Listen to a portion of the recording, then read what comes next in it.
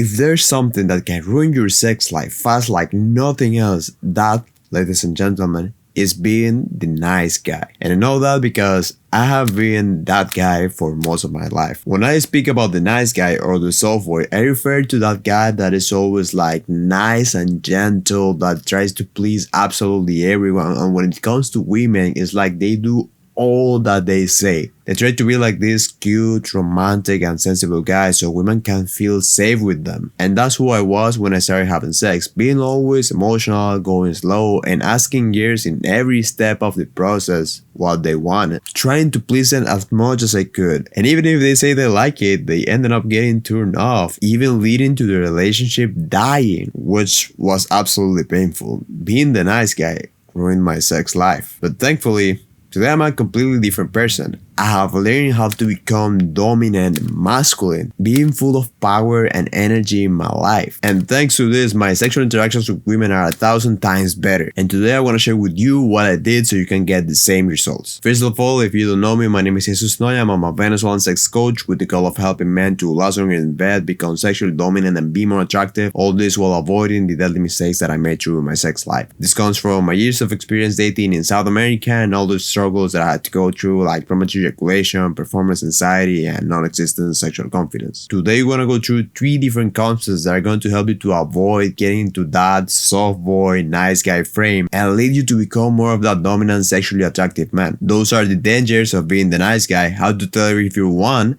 and how to get in the dominant frame. Let's start with the danger. Why is bad being the nice guy? Why is it even a problem? Wasn't that energy supposed to lead you to more like wholesome and beautiful relationships? That's actually the trap that they try to sell you. That's what you see in the media, movies, and books, and even the main social narrative. They say that if you follow the rules and have the nice feelings, eventually the right girl is going to fall in love with you. But that is only fiction. For the guys that already have experience with girls, you know what happens. I remember the first time that a girl told me that I was her best friend, but I was more like the gay, no gay friend. Basically, like I was a guy that she could trust, say absolutely everything, get emotional, be open. She could count on me, but I didn't spark any kind of sexual attraction to her. In her eyes, it was like I was gay, homosexual. And the worst part of that is that at the beginning I took it as a compliment. I used to think that it was alright as this was the case, but what I wasn't seeing is that she knew that I was heterosexual just because I said it. If I wouldn't, then she would have think that I was fruity. And that was the same vibe that I was giving for every girl I've met. When the reality was that to this same girl that told me that, I already fucked her like a couple of times in my mind. So because of expressing myself to women like the nice guy, I was already setting me up for failure because they weren't even going to think, it wasn't in their mind that there could be attraction between us. And that's the other point. When you are the nice guy, there's basically zero sexual attraction even with your girlfriend. They can go in a relationship with someone and you can even kiss or have sex, but the sexual tension is not there. There's not that kind of sexual chemistry. This is because the sexual tension is mainly built through polarization. That is basically how masculine you are contrasting with how feminine she is. The interaction between your masculine side and her feminine side is what's going to cause that beautiful sexual tension and chemistry between you all. If this is not there at all, then it's going to be like lame with no flavor. It doesn't have that spice that you see between lovers. Let's say for example that you're going to have sex with your woman. She's in doggy style basically. Even if you're going to the act of penetration because okay, there's a body there, nice. If she starts acting in a way that is totally the opposite of feminine, you're not going to enjoy it as much. Actually, it's going to feel kind of mechanical. Let's say like she's like scrolling on her phone, burping, not moving at all because she doesn't care of being there. That kind of attitude can totally turn you down. You're going to do your thing, but it's not going to be as enjoyable as if she was there like moaning and looking at you and saying I love you and that kind of cute stuff that characterizes women during sex. The equivalent of that in men is acting overly emotional and sensible. Women get literally disgusted by you acting like a little girl. If you're like anxious, insecure, maybe even crying like you used to do, you may think that that's good because you're being sensible and girls like that.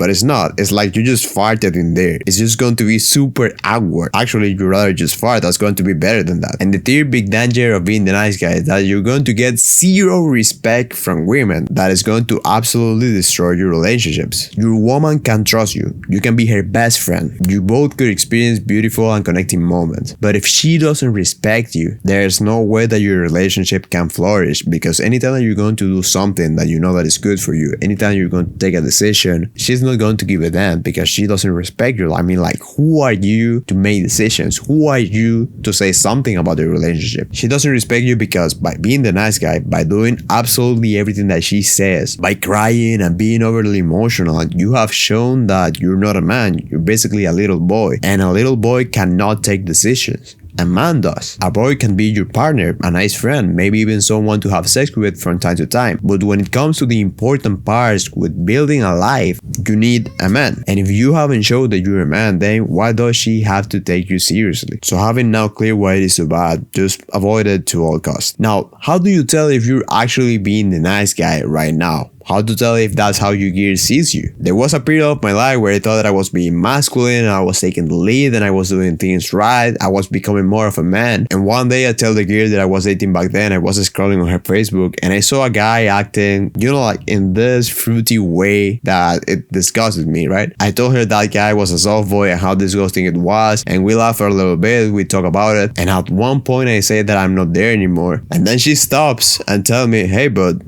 you are. I mean, you are still that guy. And I was like, what do you mean? I'm not a soft boy. I live by myself. I'm making money. I pay my stuff. And she was like, yeah, but you still have a lot of attitudes from those guys. In that moment, it really hurt me. And I just thought that she was wrong, but she was right. I had a lot of attitudes and behaviors that was still belonging to a soft boy. And there are two main ways to spot this. The first one is that you cannot control your emotions or your situations in life. Something that characterizes the nice guy, the soft boy, is that he is emotional, overly emotional. They try to hide this behind the mask of being sensitive and romantic, but it is not that. What is actually happening is that anytime that they feel an emotion, they just get controlled by it and they start to take decisions and action based on this. If they're feeling sad, it's the end of the world and they want to die. If they're feeling anger, they don't want anyone to speak to him and they should just leave him alone. If they're feeling anxious, they have a lot of fear and are very fidgety. And even if they're happy, they may even be over positive about the wrong stuff. And they also don't have control over the situations in life, because anytime that something happens, instead of focusing on fixing the situation, they dwell on it. They overreact to it. And most of the time they take things too hard. Let's say, for example, that one of these guys lost his job. He got fired in a rude way. He reaches to his home with his wife, and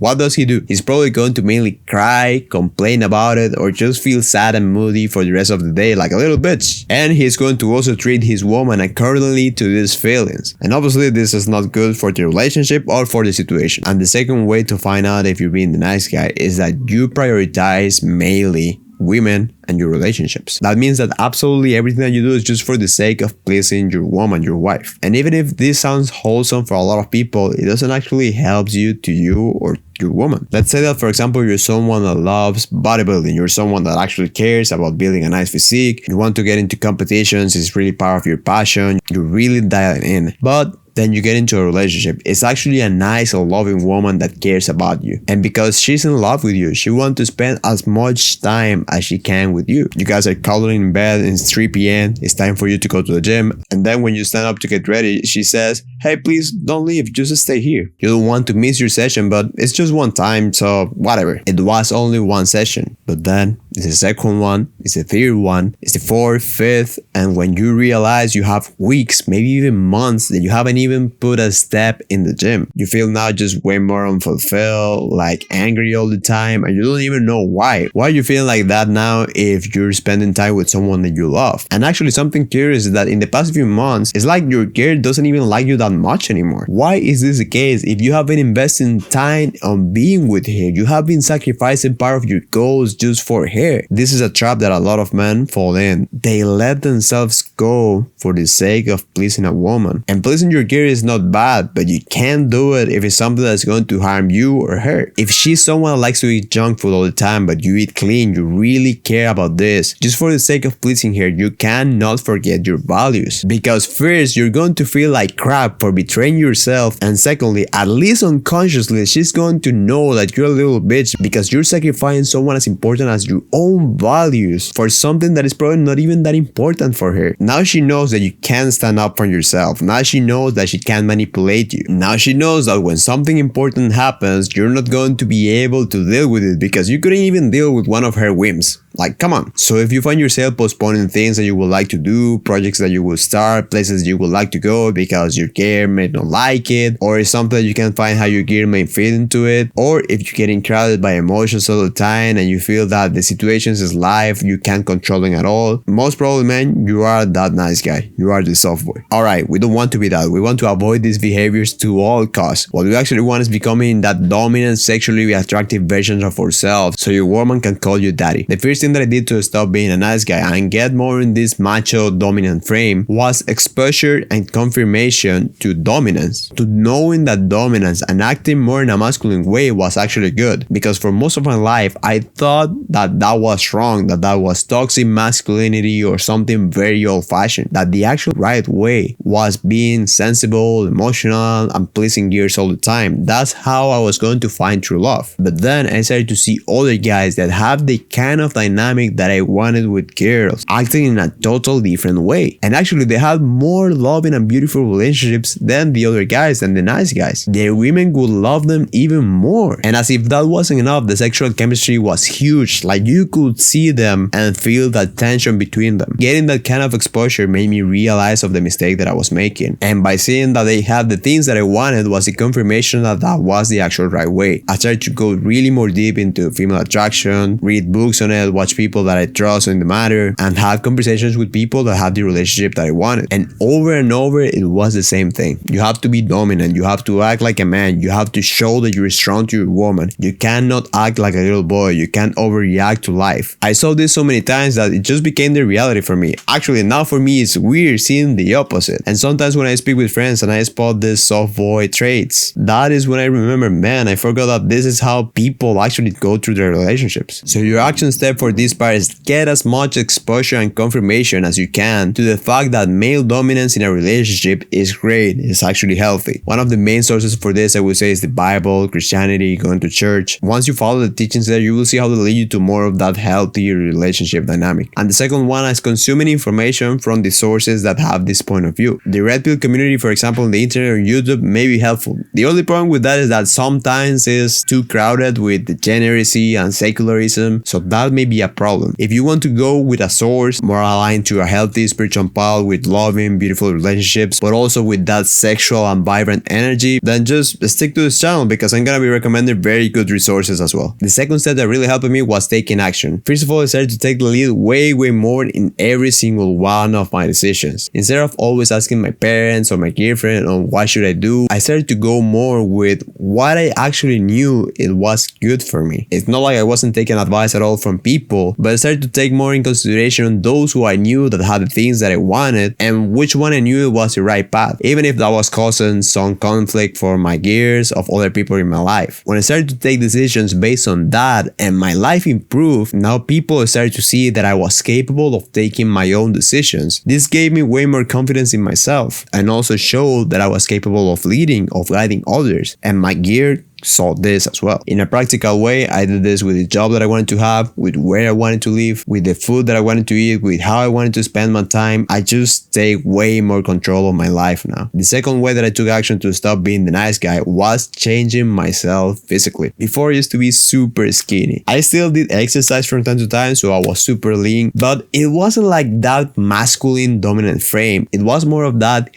cute boy physique. I think people call it now TikTok boy physiques. That that kind of kid, right? And even if you can still play like you're dominant and masculine with that kind of physique, it is not necessarily the most optimal way. But I started to say to myself, if I look like strong and big, like with a nice, thick and masculine frame, wouldn't I feel more dominant? And the answer is very obvious. When you have a guy that is big, like muscular and thick, even if he acts like a little bitch, at least at first glance, you're gonna think that that guy is dominant. So I started to eat and train way more with that goal. I started the carnivore diet that is basically the best diet that humans can ever have. And I saw super quick the transformation of how my body went from that weak bitchy frame to more of a masculine dominant guy. So action step for you, if you want to be more dominant and avoid the nice guy, look like it. Try to go in that physical frame of looking like a dominant masculine man. And the third way of how I took action was optimizing my testosterone and my levels of energy. When you think about the nice guy, how do you think he spent his day? Most probably like vaping, eating any kind of food, maybe he's vegan, reading poetry or something like that. It's more like with this slow pace kind of life. And the same with the psychologist, like very pacifist, like not that much of taking action, like always quiet and slow. So a big change that I made was moving totally away from that lifestyle. I started to be way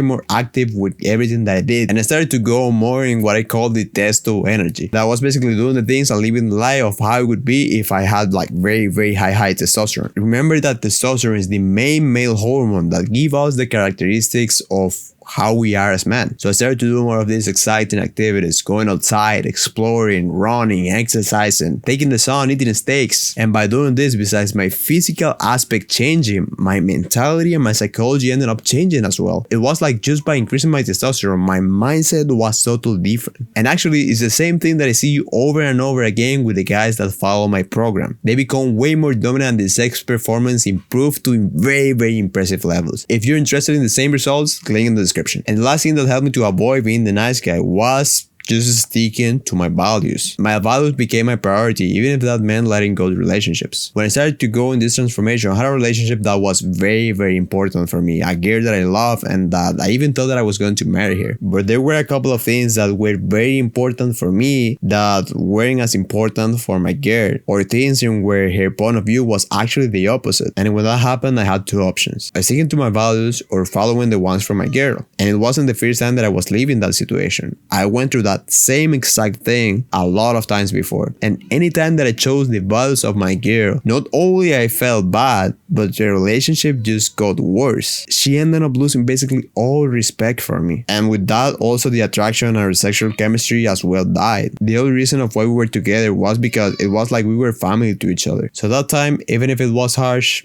I decided to stick to my values this time, to follow what I knew was the right thing. And I've been doing the same thing since then, and something very curious is that gears actually like you more when you do this. I have found gears with totally different point of views of what I think, and just by me sticking to this stuff, it's like you can feel the sexual attraction coming from them. Even if a girl says that she hates you for what you say, she's probably getting wet for how dominant and masculine you're acting on sticking to your values. And in this case, if your values are right, it's a win-win for everyone, because you feel great with yourself, your gear is more attracted to you, and there's a big chance for she to actually end up agreeing with you. I hope that with all this you see the incredible amount of benefits that bring you being more masculine and dominant in your sex life, in your relationships, in contrasting with being that lame, weak, bitchy, nice guy or soft boy frame. Making that big change is something that has totally changed my life, and it's going to do the same for you if you take the right action on it. So don't wait for it and start to make that change now. If you want to accelerate the process for you to have the best sex life possible, go and click the link in the description, go and watch this video so you can keep learning, and I'll see you later.